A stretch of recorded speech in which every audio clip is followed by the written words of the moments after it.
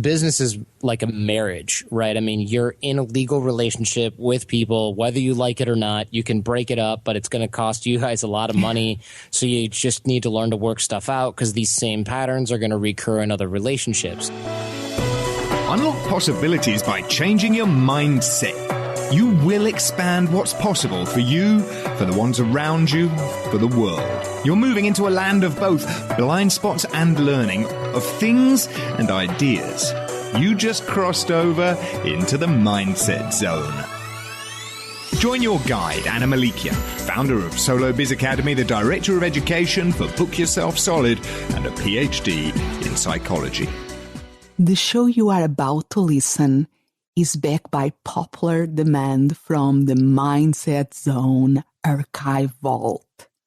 To get all new episodes, make sure you subscribe via your favorite podcast app and visit mindset.zone. Yes, instead of .com, it's .zone.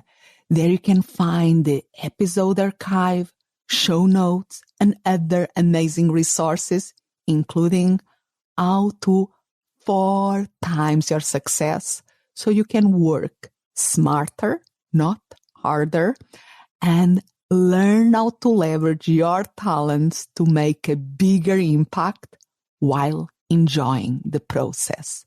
All at mindset.zone.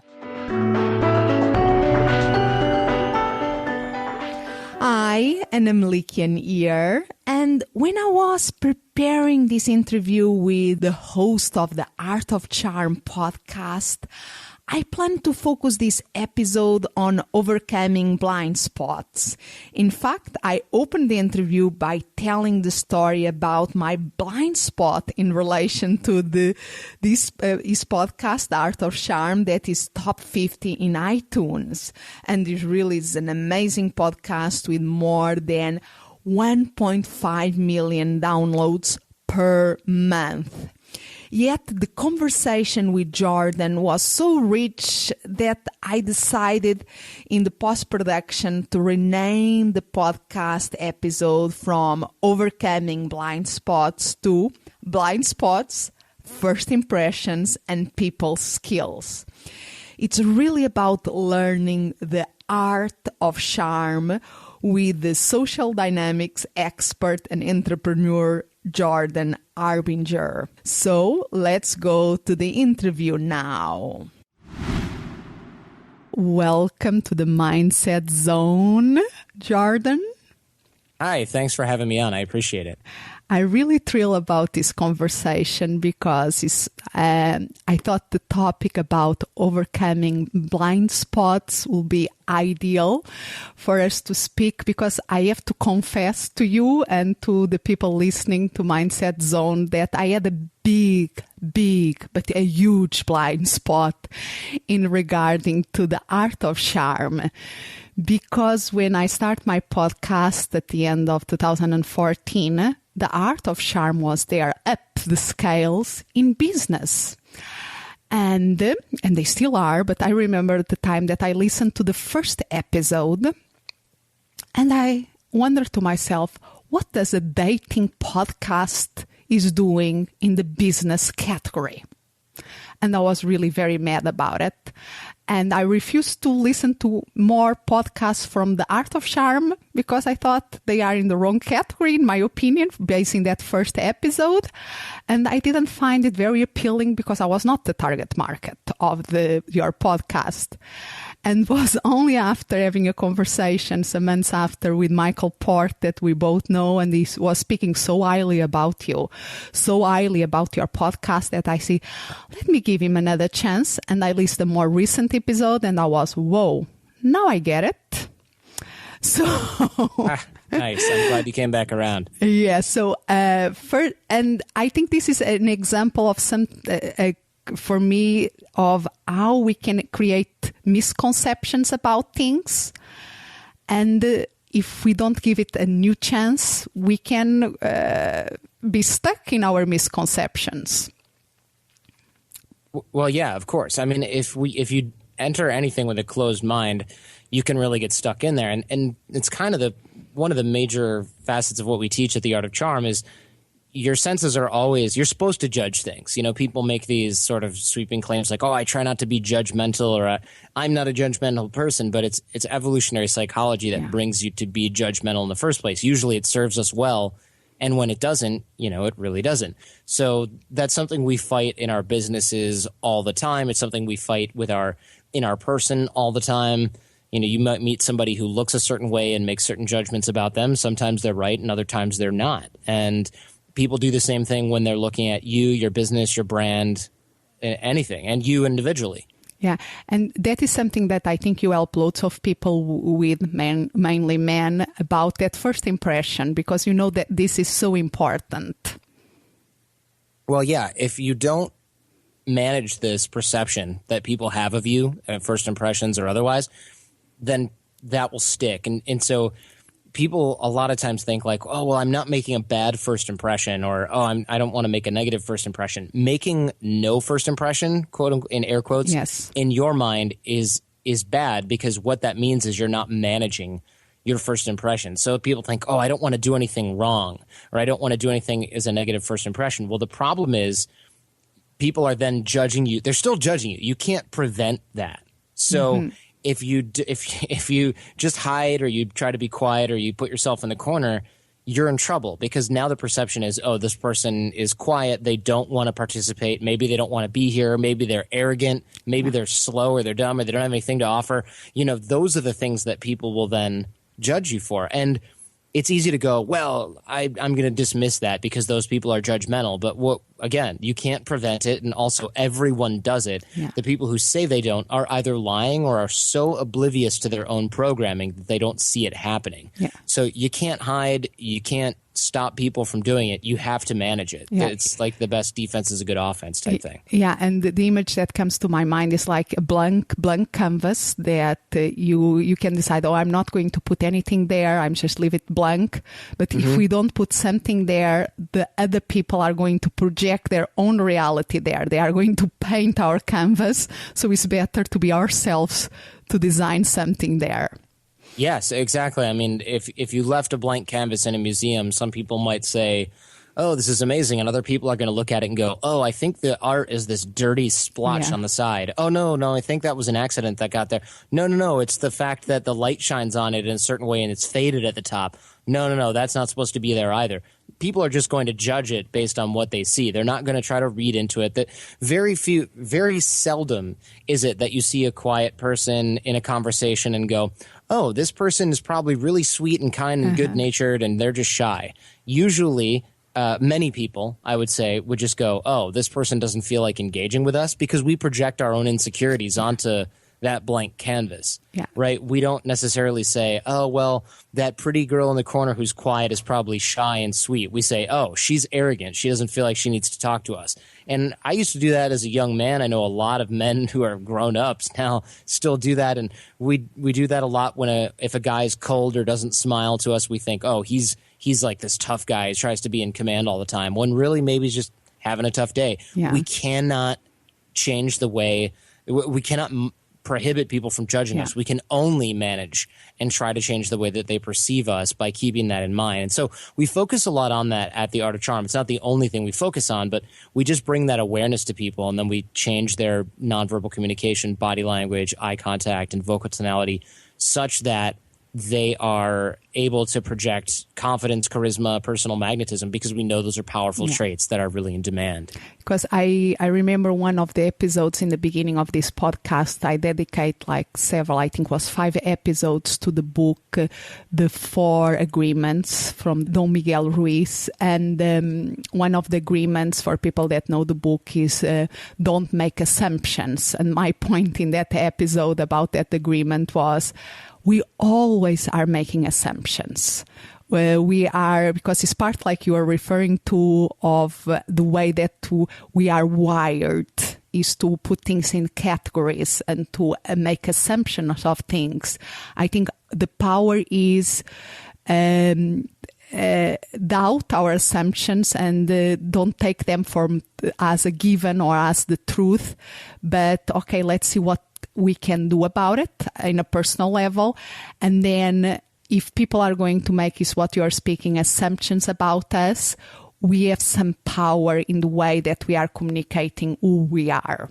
Yeah, sure. I mean, it is very common. A lot of times whenever we have nonverbal communication, that's the core of what people use to judge us. Because a lot of folks think, all right, my first impression is made when I open my mouth, right? When I walk up to that person and say something, that's when my first impression's made. So whatever I say has to be good, and I better be standing up straight and smiling and all that jazz. And that's not true, right? Your first impression actually happens when you become a blip on other people's radar. That is when they see you. And we know that the most of the time when people see you is when you walk into a room. That's when the majority of the people in the room see you, et cetera. So your first impression is made when you walk into the room before you even open your mouth. That's what we can sort of deduct from that. So what that means for us, fortunately or unfortunately, is that the second you walk into any room, people are looking at you, and the majority of people are looking at you, and they're making judgments subconsciously about you. Now, that judgment's not based on what you're saying, because you're not walking into a room and going, hello, everyone, I'm confident, charismatic, and friendly. You're not doing that. What you're doing is walking in however you happen to be walking in, and most of us place zero thought on how we enter a room, what we look like when we do it, what we're doing when we're walking in. Most people never even think about that. And unfortunately, that's the window in which most people are forming their first opinion about us. So it tends to be a really dangerous phenomenon for a lot of folks to just sort of let that slip by without giving it a second thought. And unfortunately, that's when people are deciding whether or not they trust us or whether they like us. And of course, we can fight those later, but why not do it right the first time? I totally agree. And this reminds me a lot of things like even public speaking starts the same way. Before we open our mouth, it already started long ago. When we are in the room, when we are there with the people, how they see us, how they perceive us, all that counts. So, and even if we think about a networking event, like the moment that we enter the room is counting.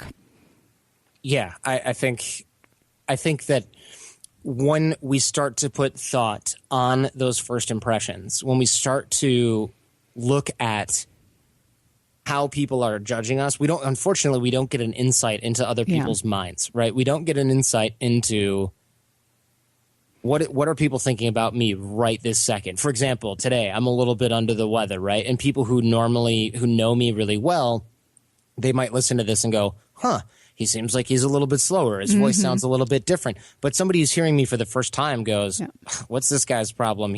Or they don't notice at all. Yeah. Right? Most likely they don't notice. I hope they don't notice at all. But some people are going, oh, why is this guy, repeating this and talking slow or whatever it is? This judgment they're making based what? On my voice the first few minutes of an interview. They can't see me, nothing, but there are still judgments being made. So when we start to reform your nonverbal communication, now we're in a great area to I hate the word manipulate, but to mold and frankly manipulate for good purpose, hopefully, people's first impressions of us. Because what that means is that since we know that our first impressions are going to be made when we walk in, we know that those first impressions are going to be made non-verbally. What we then start to focus on is, I'd better be standing up straight, have open body language, have a smile on my face, make good but not too creepy, solid eye contact, have that sort of 90% open body language, be engaging and be engaged with other people, look like I'm having a good time, have a decent stride. All of these little pieces that we can put together, those add up to, who's this person versus, look at this guy. Is creating that first impression. Don't let ourselves be the creators and not just the reactors of the circumstances.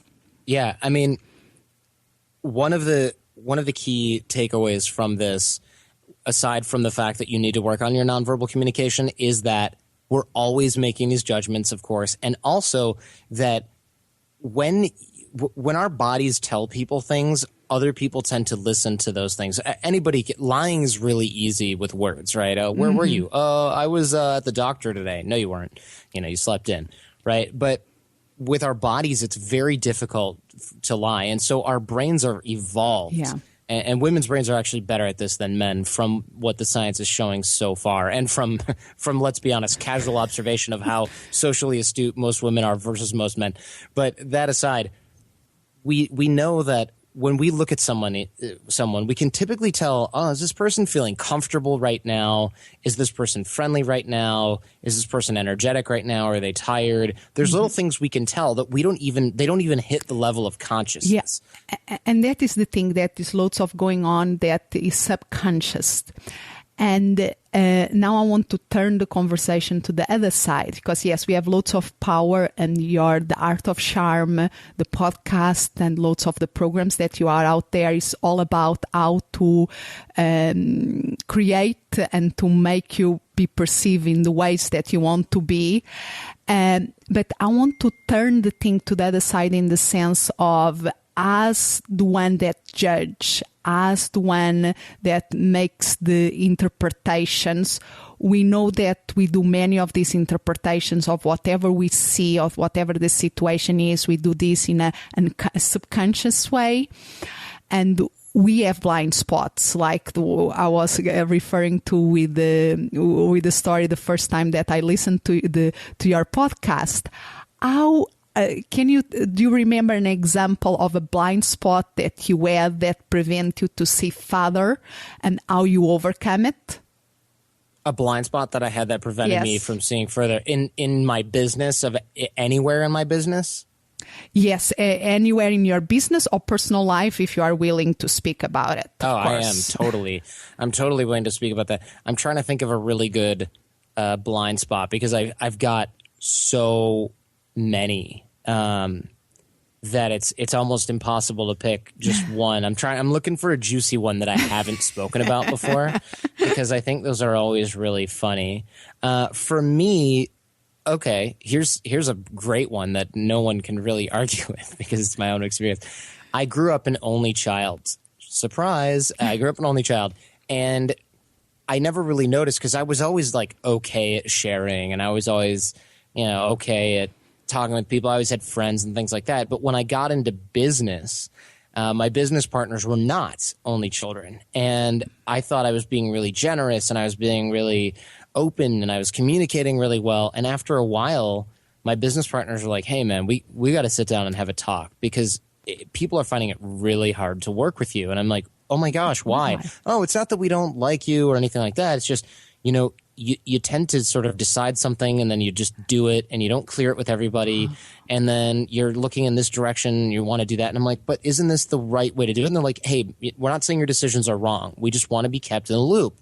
And I thought, oh, this is totally something I thought I was doing that was good, because when I was a kid, my parents were always, entertain yourself. You got to do this for you. You've got to do it this way.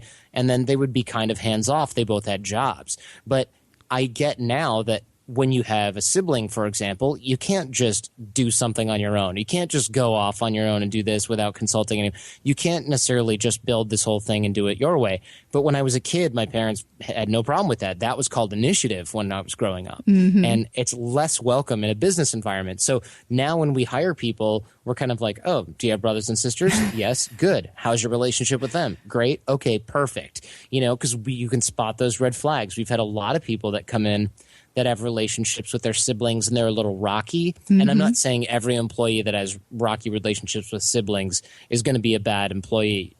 There's many reasons that people have those things happen. But I have noticed that people who maybe don't get along that well with their sibling, and then maybe we meet that sibling a few months or years later in the business relationship, and we find out that it maybe was the person who worked for us' issues that caused some of the turmoil in that relationship. We see those same things popping up in business, and everyone has little flavels and little issues. The question is, does it rise to the level of destroying or harming the relationships that person's in? Because if they can't keep their family life together, and again, vast gross generalization doesn't hold true for everyone, but if they can't keep their family life together, how are they going to do working with people that they're not related to and that they have to live with? That same phenomenon is going to show up, and it did for me. And the thing is that what they are going to do when their blind spot is exposed. Like for you was a blind spot that you thought, oh, this is the normal. I was always did like this and work very well. So what is the problem?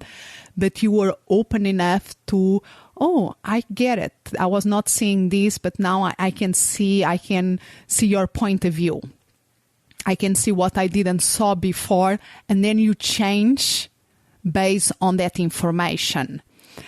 And I think some people, instead of changing, they just start a defensive mechanism. No, I'm right, you are wrong. And that is when the big problems start. Oh, yeah, definitely. Once you start defending yourself, it is absolutely over, especially in business. What people don't think about very often, that took me a couple of years running The Art of Charm, which we've been doing for 8+ years, wow. and more than that now. It's probably like 11, I don't know, since we started getting into this field.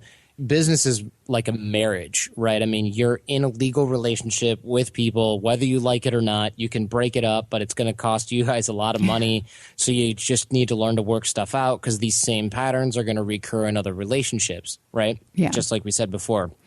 So... And how can you let that relationship, personal or business, or whatever, grow in a way that is fun for both parties or for all the parties involved? Yeah, and that's a tricky question, right? Because I think it's the same issue that people have when they're in regular relationships. They think, this is so great in the beginning. This is so great. This is so cool. This is so new. Everybody's so great that's in this. We're really crushing it. And then you hit a couple obstacles and you think, oh, it's okay. We're a great team. We got this. And then you hit another couple more and a couple more and a couple more. And then you start blaming each other for this. And this was your fault and this was my fault.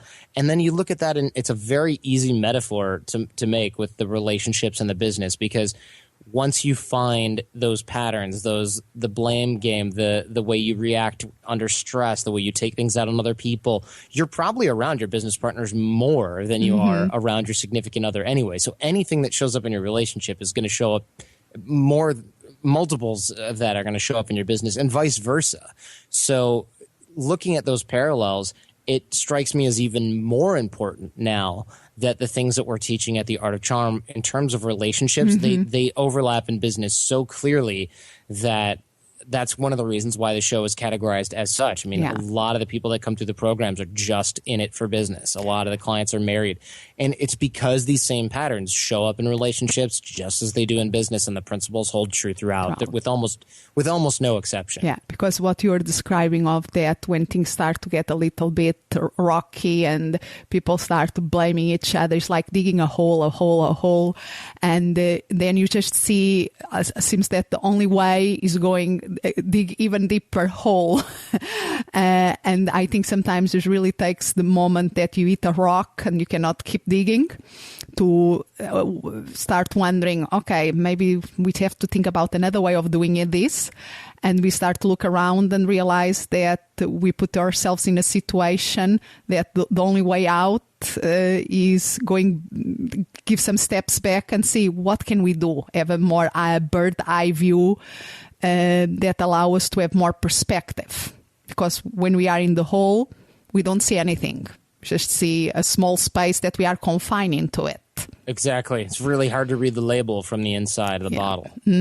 Yeah, that is another great image. So let's speak a little bit about, I love this parallel of relationships and business. And speaking about your business of podcasting, that you were really one of the pioneers of this renaissance of podcasting that is happening nowadays. And so you start before it was cool to have a podcast.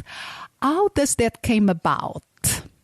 So I worked on Wall Street, and I was supposed to have a mentor, and they assigned me this mentor named Dave, and everybody's like, oh man, Dave's the man. It's going to be so great. You know, I'm really looking forward to hearing about all the cool stuff you guys do. And I was really excited for the summer because everybody else was going to see like Blue Man Group and going out for drinks and going out for lunch, going out for dinner.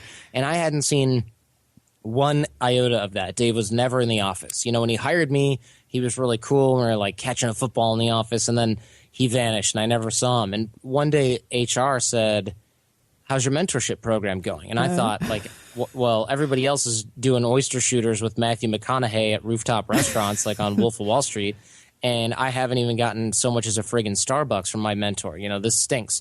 So I told them that, and they actually kind of not forced, but came close to forcing him to take me out to coffee. And so he took me out for coffee, and he's like, ask me anything. He's sitting there hammering away on his BlackBerry, and you know, not a good way to start a conversation with a partner at a law firm.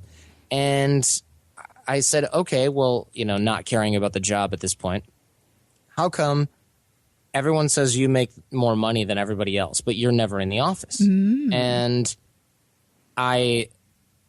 he put down his BlackBerry, and he kind of just looked at me, and I thought, this is how you get fired at Starbucks in front of all these people.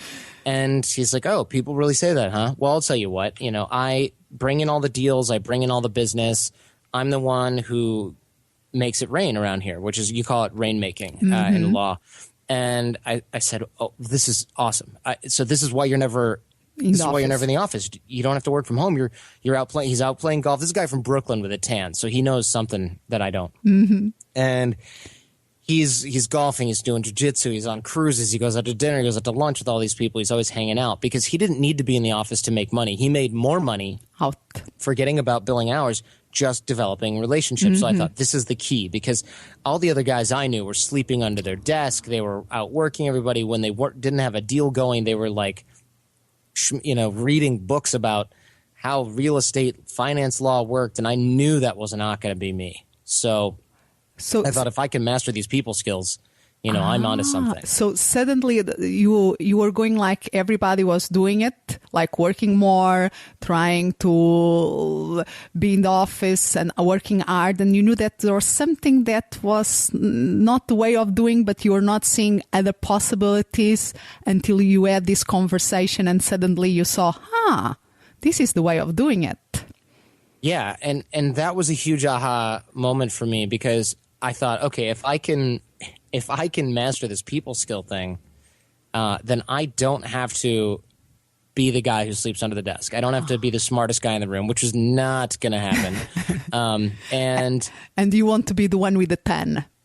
Right. I want to be the guy doing jiu-jitsu outside and tan in the middle of whatever, you know, the summer when everybody else is toiling away. And so I started to work on and try to master these people skills. So I took like every Dale Carnegie class, and I took Toastmasters, and I went and tried to improve this and that and the other thing. And then I started going out alone to try to figure this stuff out and make networking connections, because I thought, okay, I'm meeting people, but like I need to really figure out how to do it. You know, I need to figure out how to make it happen. And it was tough because I went out alone and stood around doing nothing for a long time. So I started to work on all of these different things, and psychology and applied psychology. And I ran into my now business partner, AJ, he was really good with girls, but he wasn't that good at making networking connections. So he and I started talking about everything from sales and networking skill sets to dating skill sets. And the overlap was tremendous. I mean, it was like 90% plus. Love it. And so we started talking about this, and people said, listen, guys, you need to write a book on all of these things you guys are putting together. And I thought, I'm studying for the bar exam. I'm not writing a book. And AJ was a cancer biologist, so he wasn't about to write a book anytime soon. So podcasting was brand new. We bought some cheap microphones from Guitar Center, and we were off to the races. So that was 2006, and that's how the show started. Was the easy way, and whoa, what did you start there? Wonderful. Yeah. And one thing that I admire a lot of this story is that you show in this experience of your life a growth mindset. You didn't say, okay, this is something that people are born with. You thought, this is something I can learn. And you went to learn it. And that, I think, is one of the amazing things that when we see things that, this is a skill and I can learn about how this works and I can make it work for me, that is what is transformational. Will you agree with that? I would definitely agree with that. I mean, we had to look at our brand as something that was fluid and evolving, because, of course, as we started to master these skill sets on our own and teach them to others, we started to realize, the application is not just, dating. It's not just even relationships for personal reasons. Like a lot of our clients, even back then, were married, we thought, well, wait a minute. People are using this stuff just for business. This is more powerful. We're using this stuff for business. Why aren't we teaching that angle? So we started talking more about that, and the show just exploded because people who then saw some sort of weird stigma against the advice that we might be giving to men about dating now saw this as, oh, wait a minute, this applies to men and women and not just to dating. It applies to business. Now suddenly it was palatable. So people started sharing it and people started consuming it voraciously.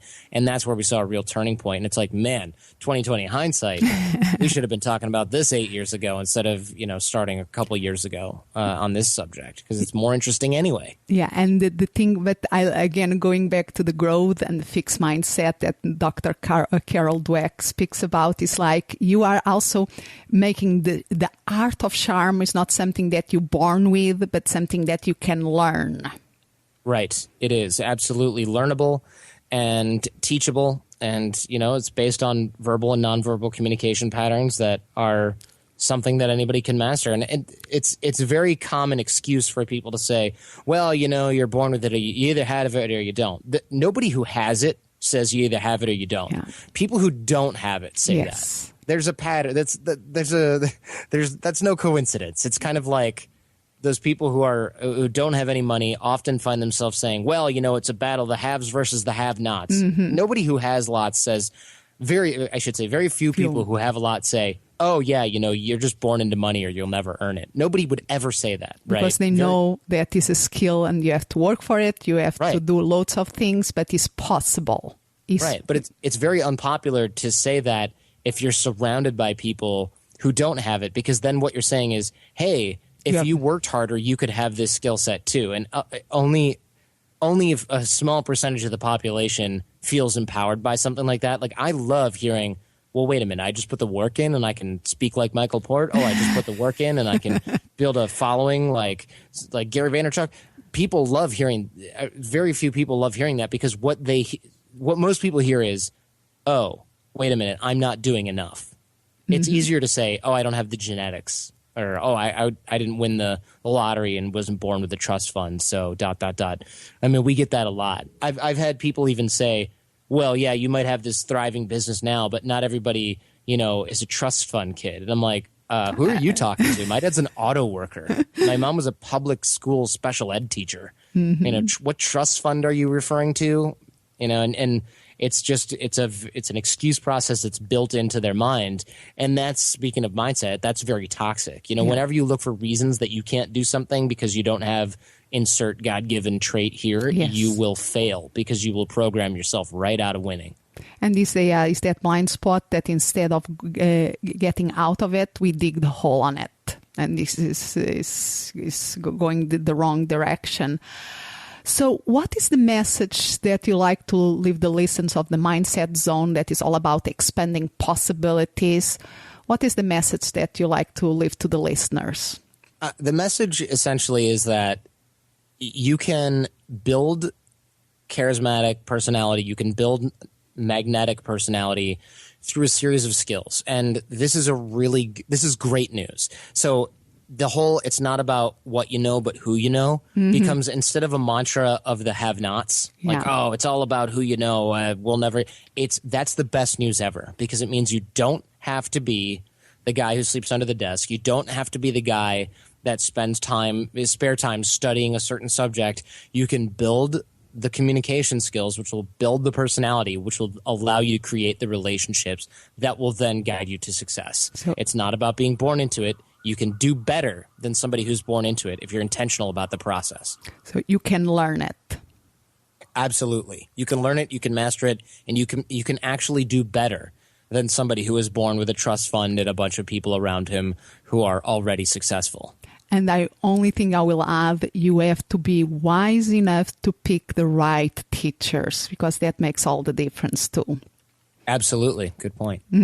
And for the listeners, go and look in the iTunes to The Art of Charm, because it's really a good podcast to follow and to listen to the interviews there that you have that are really, in my opinion, yes, allow us to see things from different perspectives. You always bring very interesting guesses that expand our possibilities, the way that we think about the world. Well, thank you very much, Anna. Okay, pleasure to have you here. Thank you for your time today. I would love to hear your thoughts about this conversation. And remember that you can access the show notes of this episode at mindset.zone/42. Or to keep it simple, just go to mindset.zone/info. There you can listen to every episode of this podcast, access the show notes, learn how to subscribe this podcast via iTunes, join Mindset Zone community in Facebook. I would love to have you there. And of course, always email me. And even if you go there, you can get the free audiobook download and 30-day free trial of audible.com. So just go to mindset.zone/info. That is the place to go. Thank you for listening. And remember to visit mindset.zone. Yes, instead of .com is .zone. There you can find all the episodes and other amazing resources. As always, I'm so grateful that you have crossed over into the Mindset Zone. Expand what's possible for you, for the ones around you, for the world.